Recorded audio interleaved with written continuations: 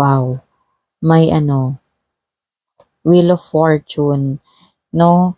Ah, eto na siguro yung momentum mo, Scorpio, no? Kasi marami ng oportunidad sa'yo na darating. So, pipili ka na lang.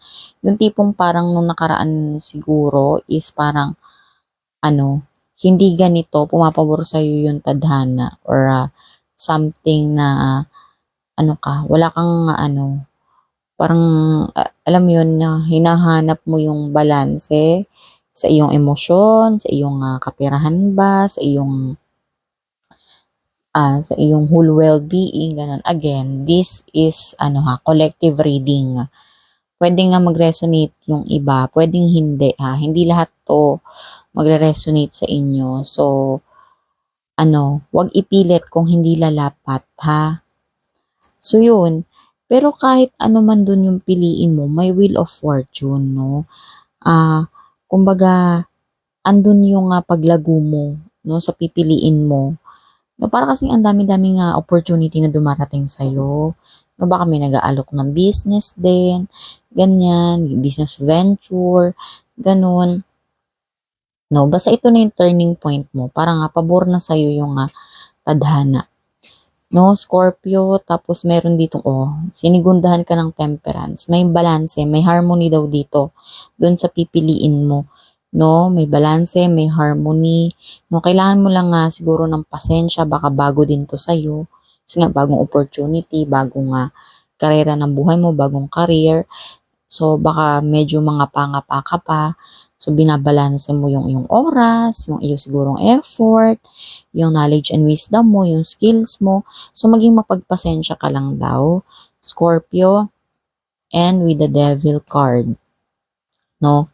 Ayun, baka mamaya is, yun nga, something na, alam mo yun, baka mamaya is, dahil nangangapa ka pa doon sa bagong opportunity na darating sa'yo is, alam mo yun, baka meron kang ugali na hindi fit doon sa paparating na bagong energy.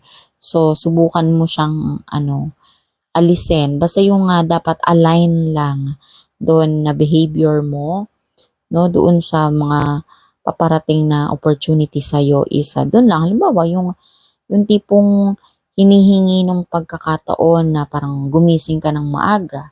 So, kung hindi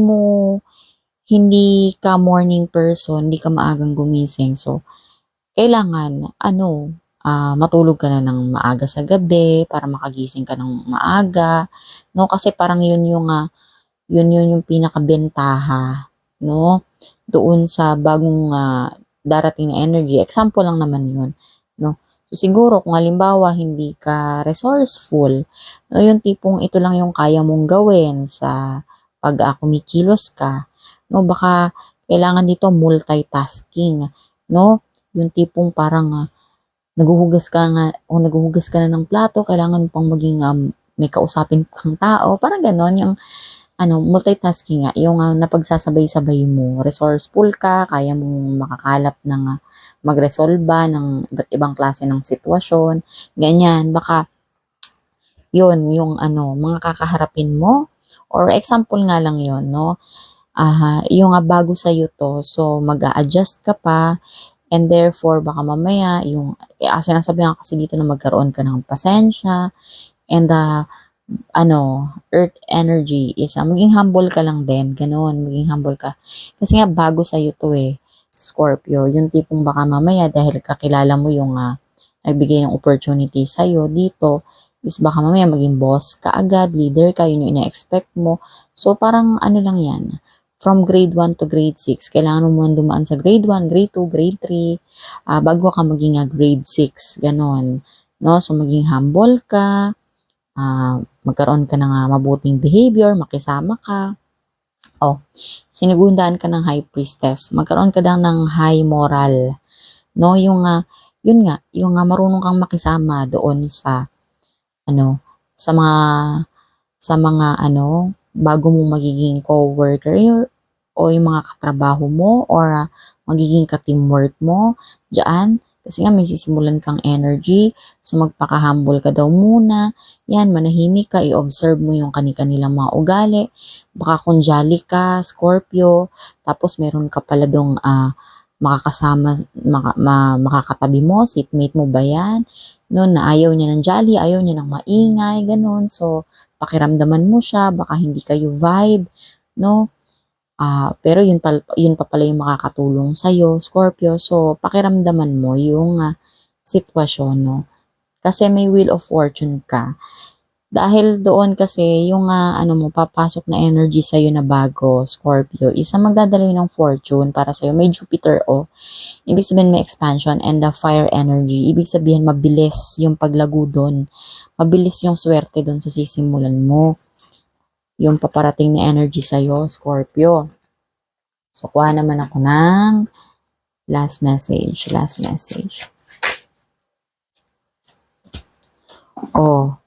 Di ba wow? Alam mo, kung single ka na Scorpio, no, lalaki man yan or babae or LGBTQ, ganyan. Alam mo, baka doon ka rin makakuha ng ng magiging partner in life mo. Pwede nga jowa muna, ganun, no? Baka doon ka makakita ng yung true love mo talaga, no? Or maybe basta yung sisimulan mo na energy is magiging doon ka mai-in love.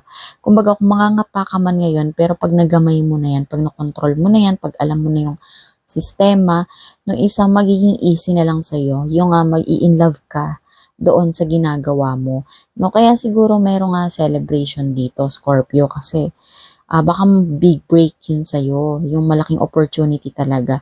So, it is meant to celebrate. Ganon, baka matagal mo na itong pinapag-pray, Scorpio, no? Kaya eto na siya, darating na daw siya. No? Suka naman tayo ngayon ng mindful message. Ito yung merong paalalang mensahe, no? This week, Scorpio. Magic, no? Sabi dito, magic. There is magic and miracles all around me. Meron daw mga miracles at mga magic, no, na nasa paligid mo lang. Where others see coincidence, I see evidence of life's synchronicity. No, kung yung iba sinasabi na ay coincidence lang yan, no, siguro yung big break na mangyayari sa iyo, no, in relation dito sa tarot cards mo. Siguro yung ibang tao sinasabi niya na ay ano lang yan, na aksidente lang yan, coincidence lang yan na dumating sa iyo, no? Hindi yan dahil sa skills mo, hindi yan galing sa basta coincidence lang yan, swerte mo lang yan, ganon. Pero ikaw daw, nakikita mo daw yung mga ebidensya, yung mga sign, bago pa daw dumating, nagmanifest sa'yo tong mga magagandang bagay na darating sa'yo, no? I love feeling life with wonder and magic, no? Gustong-gusto mo daw, no? Or mahalin mo daw, o punuin mo daw yung iyong buhay ng mga kamangha-mangha or mga magic, no? It's way more fun that way kasi masaya ka daw doon, no? Magiging maligaya ka daw kapag parang ganun yung mindset mo. No, yung naghahanap ka lagi ng mga miracles, yung mga unexpected things na darating sa'yo. Yun. So, yun daw yung mga lagi mong isip-isipin. Kasi, kapag yun yung lagi mong inisip, mo na, may isang tabi mo na yung mga, katoxic anong mga tao sa paligid mo, yung parang mawalang tiwala sa'yo na, incidents lang yan, aksidente lang yan. Pero ang totoo, yun yung mga, tinatago mong skills, Scorpio. Ganon, no? At mas masaya kapag ganun yung iniisip mo, no? So, yun yung paalalang mensahe sa'yo, Scorpio, for these coming days. So, kung naman tayo ngayon ng mindful message, ito yung merong paalalang mensahe ng mga, ito may gabay at proteksyon ng mga archangels. Mystic, no? Isang kabayo, pampaswerte to. Swerte to, kabayo. Keep charging ahead, no?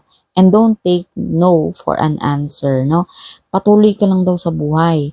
At huwag ka daw tatanggap ng parang no na sagot, no? Yung parang yes lang ng yes, no? Huwag ka muna mag-no, ganon. Expect miraculous solutions to appear. At pagkatapos daw noon, mag-expect ka daw ng darating daw yung miracle, no, na solusyon. Bigla lang daw yan na susulpot, no. Siguro in relation dito sa tarot, no, na reading mo, sabi dito ng mystic, no, na baka tinuturuan ka dito kasi nga bagong energy to sa'yo. No, yung tipong baka may utos sa'yo, ganyan. Yes ka lang daw ng yes, huwag ka daw mag-no. Kasi, alam mo yun, kahit na parang ang hirap-hirap, pero ang intention mo is, gusto mo lang matuto, gusto mo lang magkaroon ng expansion, pati na nga hindi ka mapahiya doon sa nagpasok sa'yo, or nagbigay sa'yo ng oportunidad, no, yung ganyan, no. Isipin mo daw na, sabi dito ni Mystic, no, meron daw solusyon dyan na ipapadala sa'yo, no. Kaya ano ka lang daw, focus ka lang sa iyong goal. So yun yung message mo for this coming days, Scorpio. Excuse me. So kung nagustuhan mo tong reading na ito, please consider subscribing to my channel and liking this video. Thank you.